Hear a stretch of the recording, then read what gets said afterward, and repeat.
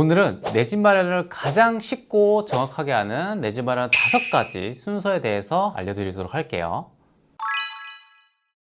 제가 표를 하나 띄워드릴게요. 내 집 마련 프로세스 5단계라는 건데 이 5단계를 순서대로만 거쳐도 내 집 마련을 앞두고 있는 분들에게 시원한 솔루션이 될 것 같습니다. 우선 첫 번째, 두 번째 단계를 같이 보게 되면 두 번째 제가 실거주랑 갭 투자를 적어 놨잖아요. 여러분들이 실거주를 할지 갭 투자를 할지 방향을 먼저 정해야지 거기에 맞는 대출을 받을 수 있고 접근을 할 수 있단 말이에요. 그래서 여러분들은 먼저 두 번째 단계인 실거주 갭 투자를 먼저 구분하시고 첫 번째 단계에서는 여러분들의 재정 상황을 먼저 파악하는 게 정말 중요해요.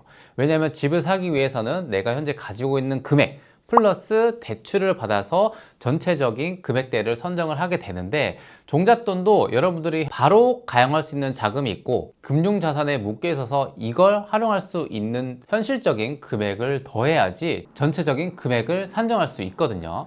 그리고 대출 부분이 정말 중요한데요. 대출 같은 경우는 많은 분들이 고민하는 게 뭐냐, 과연 영끌의 기준이 얼마일까를 한번 생각해 보셔야 돼요. 그러려면 첫 번째 적어놨던 현재 가계부 상태를 꼼꼼하게 기록하셔야 돼요. 여유 자금이 한 달에 얼마 되는지를 먼저 체크를 하시고 그 범위 안에서 대출 원리금이 얼마까지 나갔을 때 내 생활에 타격을 주지 않는지 정하는 게 정말 중요하거든요. 그리고 대출을 공부를 하시려면 첫 번째로 시중은행 대출, 그리고 두 번째로 정책 대출이라고 보금자리론, 디딤돌, 신생아 특례 대출 같은 정책 대출과의 구분을 좀 지을 줄 아셔야 되고요. 그리고 LTV, DSR, DTI라는 용어도 꼭 아셔야지 여러분들이 대출을 받을 때 유리한 조건으로 받을 수가 있어요. 그리고 세 번째는 말씀드렸듯이 대출 종류에 따라서 원리금 자체가 달라지기 때문에 이 원리금을 얼만큼 비중을 둘지 기준을 미리 산정하시면 선택하시는데 도움이 될 거예요. 자, 이렇게 1, 2단계가 끝나고 이제 3단계 여러분들이 측정한 가용자금에 따라서 단지를 먼저 선택해야 되는데 3단계, 4단계가 비슷해 보이지만 3단계는 대략적인 나의 기준에 맞춰서 지역을 먼저 선정하는 거예요. 2개에서 3개 정도의 지역을 선정하게 되는데 우선은 실거주 같은 경우는 내 직장 위치에 따른 거리가 가장 중요하단 말이에요. 그리고 우리가 프롭테크라고 해서 아파트 실거래가나 호갱노노나 여러 가지 프롭테크가 있거든요. 거기서 좀 필터링을 좀 걸어봅니다. 내가 원하는 평수 그리고 매매 가격대가 가장 중요하거든요. 거기에 맞춰서 필터링을 해주기 때문에 첫 번째, 두 번째에서 여러분들이 선정했던 가용자금 정말 중요하다는 걸 느끼실 겁니다.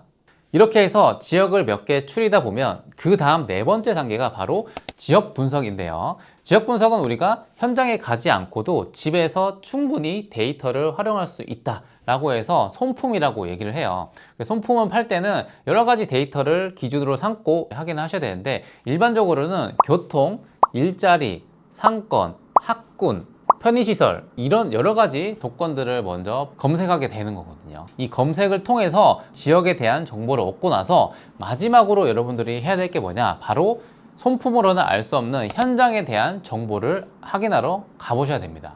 내가 아무리 PC 화면으로 로드뷰를 많이 봐도 현장에서 직접 보는 거랑은 느낌이 완전 다르거든요. 그리고 나의 기준점이 분명히 있을 거예요. 이 집을 살 때는 역세권이 가까워야 돼, 근처에 공원이 있어야 돼, 근처에 대학병원이 있어야 돼 등등 개인이 가지고 있는 조건이 다 다르기 때문에 그 조건에 부합하는 지역인지를 현장에 가서 꼭 확인을 해 보셔야 돼요.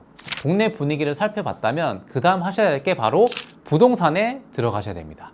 사람들이 부동산에 들어가서 무슨 얘기하냐 라고 하면 지금 현재 가격은 어떤지, 현재 나와 있는 매물 자체의 경쟁력은 어떤지를 꼭 보셔야 돼요. 특히나 구축 같은 경우에는 가격적인 차이가 많이 나는 부분이 한 3가지가 있거든요. 첫 번째는 바로 남향인지 동향인지 서향인지 이 차이가 많이 나고요. 두 번째로는 층이 저층인지 탑층인지 아니면 중고층인지에 따라서 차이가 굉장히 많이 나고요. 세 번째로는 인테리어가 잘 돼 있는지 여부에 따라서 차이가 많이 나는 게 바로 구축 아파트거든요.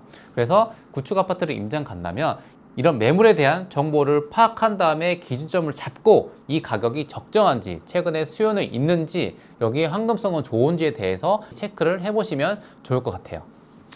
요즘 시장이 굉장히 급격하게 상승하다 보니 내가 가지고 있던 예상 그리고 내가 예전에 생각했던 지역이랑 조금씩 차이가 나는 경우가 발생을 해요.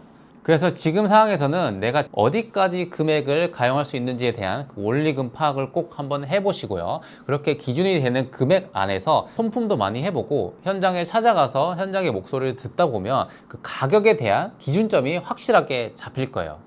내 집 마련이란 거 투기성으로 하려는 게 아니거든요. 중장기적으로 충분히 거주를 하면서 내 삶의 만족도를 높이는 베이스 캠프라고 생각을 해보시면 되고요. 제가 말씀드렸던 프로세스 5단계가 당연해 보이지만 막상 내가 집을 알아보려고 하면 이 단계를 뛰어넘는 경우가 굉장히 많거든요. 특히나 대출 공부를 정말 열심히 해보셨으면 좋겠어요. 그래야지 후회 없이 내 집 마련을 할 수가 있거든요.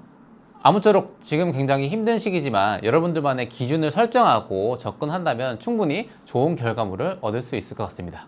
그럼 여러분들 이 영상을 보시고 내 집 마련에 조금이나마 도움이 되셨으면 좋겠습니다. 그럼 다음 영상에서 뵐게요. 안녕.